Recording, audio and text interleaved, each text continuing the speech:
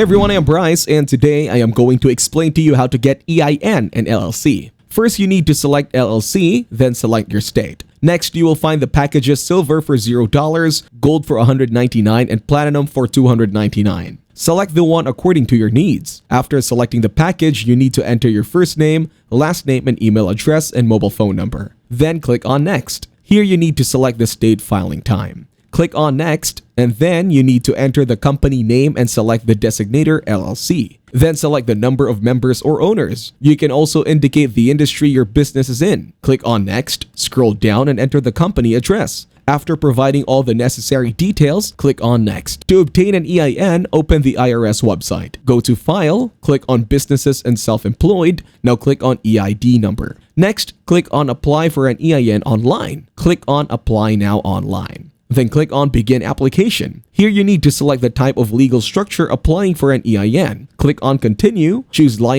Limited Liability Company, provide information about the members of the Limited Liability Company, click on Continue, select the reason why the LLC is requesting an EIN, then you need to provide information about the responsible party of the LLC. On that note, that will be it for this video. I hope you guys got some value. Thank you for watching and see you in the next one.